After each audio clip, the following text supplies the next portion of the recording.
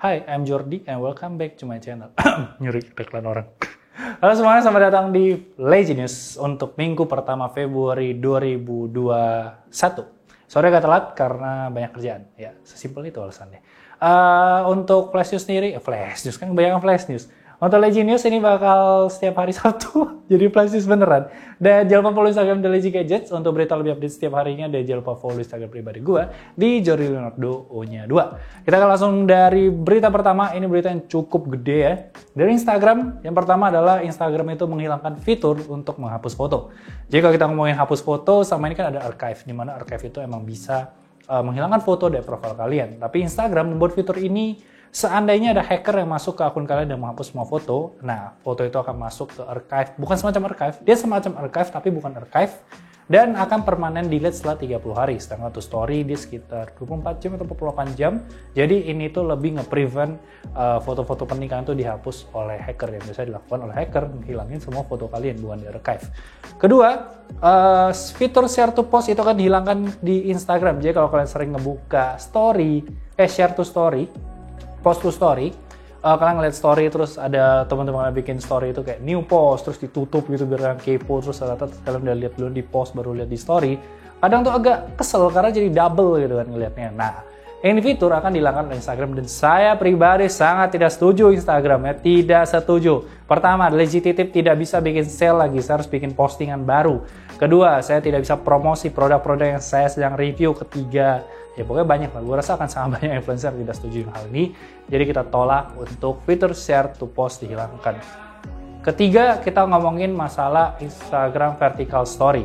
Dimana untuk Instagram Vertical Story sepertinya akan mengambil yang sama seperti TikTok. Jadi instead of klik atau swipe, ini semua bakal ditarik ke atas kayak TikTok. Jadi kalian akan lebih secara UI itu, UX tuh akan menghabiskan waktu lebih banyak. Karena kalau kita ngomongin penggunaan smartphone tuh harusnya vertikal, seperti kita ngomongin web browsing, kita ngomongin social media, semua itu ke bawah. Jadi ada kemungkinan ini akan berubah menjadi TikTok, dan untuk swipe up-nya influencer gue rasa akan jadi swipe right sih. Jadi oke, jangan lupa swipe right, ya, kurang lebih seperti itu.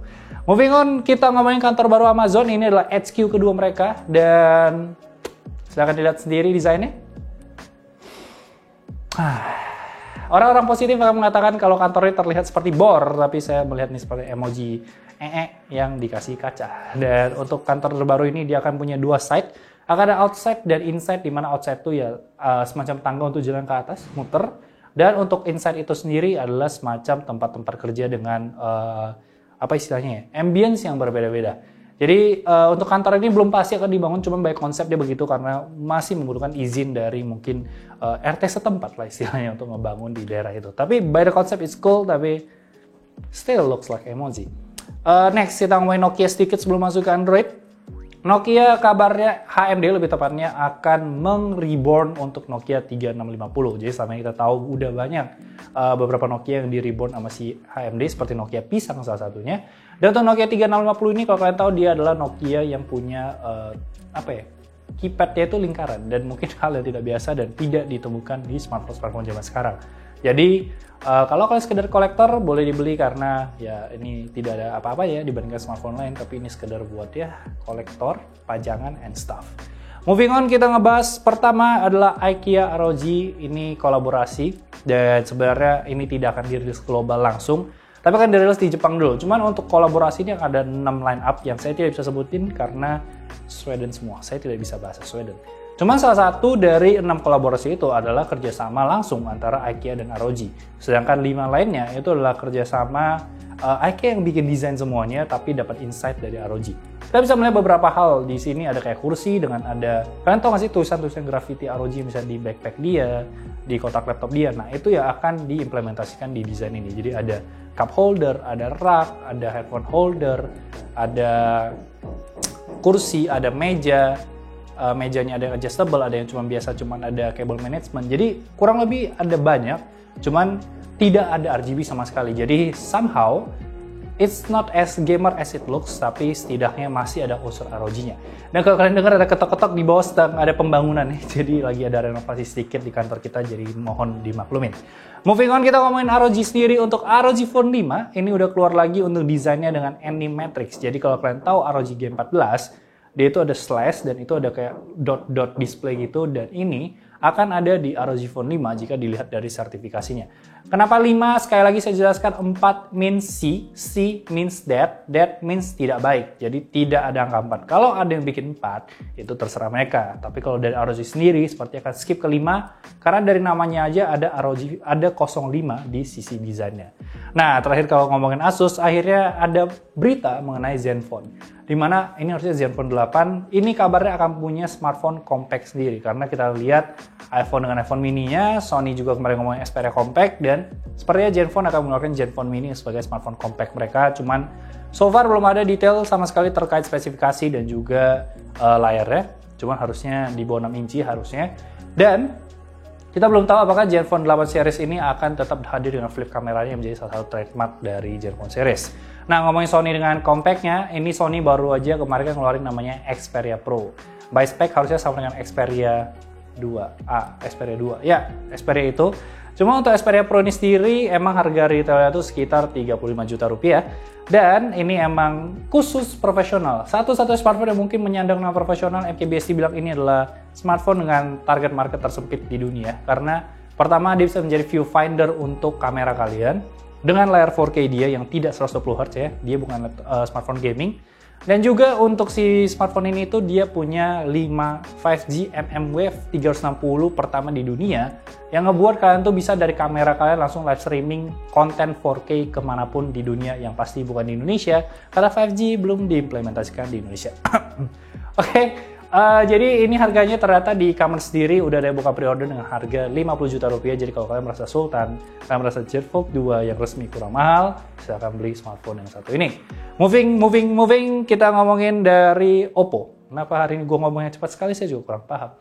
Oppo Find X3 Pro ini udah diperlihatkan leaks-nya untuk real image-nya, dan terlihat di sana memang desainnya itu iPhone dibalik. Ya, iPhone 12 Pro dibalik. Ya, kurang lebih seperti itu.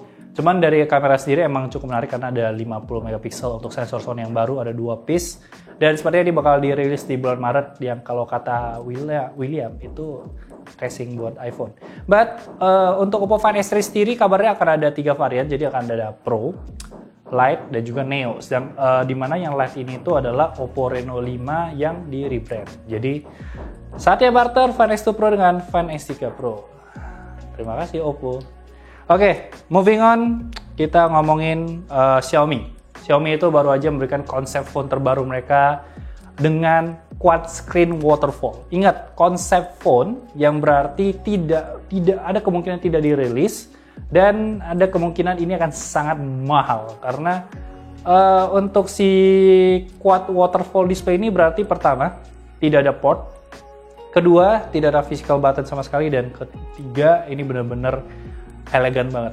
Cuman baik-baik lagi masih konsep, but it looks so good dari yang animasi scrollingnya, dari no pakai virtual button and stuff, dan harusnya ini wireless charging. Mungkin ini menjadi salah satu smartphone terciamik di dunia. Next, kita ngomongin Xiaomi sendiri juga memblokir GMS di China. Jadi ini satu hal yang cukup besar di China sana, di mana sekarang Xiaomi itu tidak berikan akses lagi untuk masukin GMS ke smartphone mereka. Cina, bukan global, bukan internasional. Dan dari Xiaomi sendiri akhirnya memberikan statement terkait hal ini. Dia memberikan 4 poin dengan bahasa Mandarin semua. Jadi gue sangat gue sangat bergantung pada website yang tempat gue menulis. Pertama, dia bilang rumor itu datang dari forum dan di widespread gitu, kayak disebarin. Kedua kurang lebih sama poin pertama, dan ketiga dia itu menyatakan kalau kedepannya, ini kontradiksi, kedepannya ini bakal terjadi di smartphone Xiaomi yang ada di China.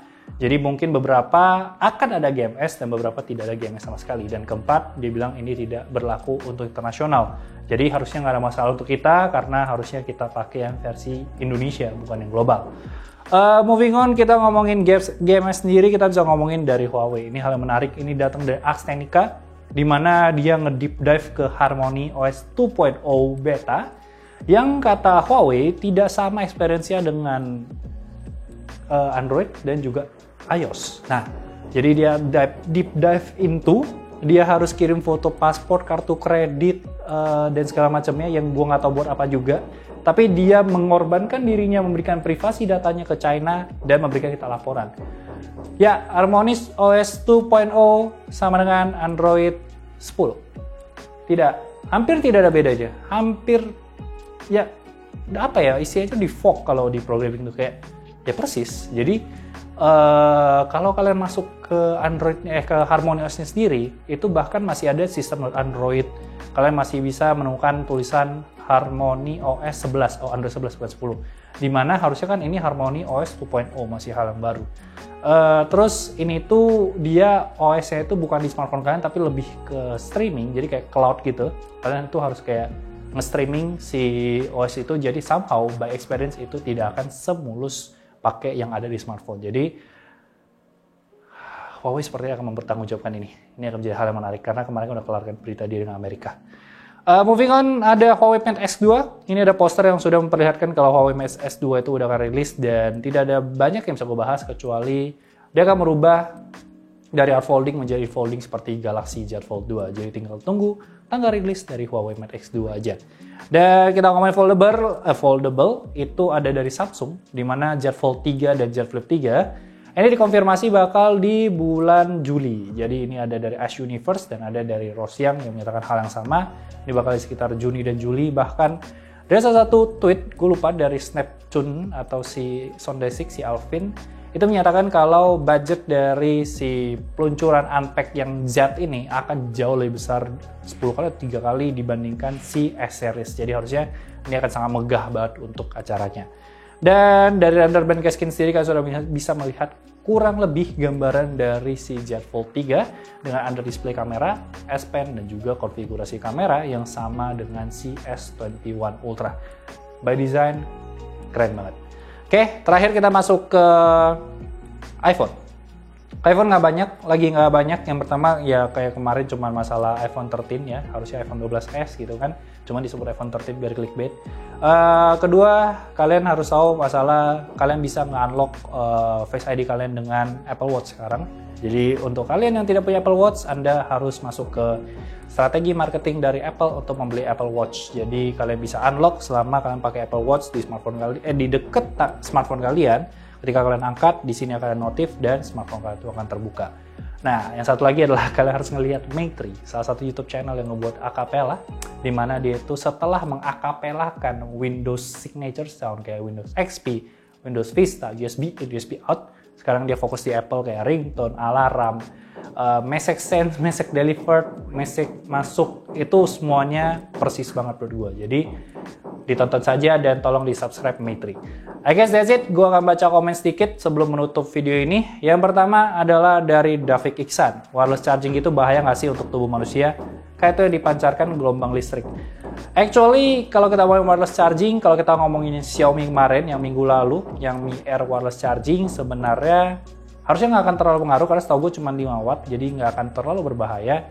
Tapi kalau yang lagi viral kemarin, lagi ramai dibicarakan adalah masalah MagSafe dari si Apple yang berhubungan dengan penyakit yang gue nggak baca lebih masuk karena gue juga tahu gue nggak akan ngerti dengan penyakit itu karena ya emang biologi saya lemah gitu. Tapi mungkin kalian bisa baca-baca tentang artikel itu buat kalian yang mau beli MagSafe. Wow, rusuh sekali. Kedua, Razer Phone 3 kapan keluar? Rumor dulu lah minimal. Feeling gue sih udah nggak ada ya. Harusnya udah dibubarin tim Razer Phone. Terakhir, Jordi kalau bawain TLG kayak mau ketemu cewek. Tapi kalau bawain Leginius kenapa ketemu sama teman kopdar? Kayak TLG kayak... Karena TLG di news itu adalah comfort zone gue. Tempat gue paling bebas buat ngomong. Kalian bisa lihat gue di Flash News. Tapi kalau TLM tuh gue merasa kaku karena ada branding yang harus dijaga dan nama yang harus dijaga. Dan biasanya tuh ada rame gitu yang nonton. Jadi gue agak nervous aja karena nggak enak kalau syuting ada orang gitu berdua. So guys, that's it untuk news minggu pertama Februari 2021. Seperti biasa aja, like, comment, share. Sekarang kita lihat Lazy Gadgets untuk berita lebih update setiap harinya. Gue di Jordi Leonardo U-nya 2. Jangan lupa subscribe. Thank you so much guys for watching and I'll see you next time. Bye bye guys.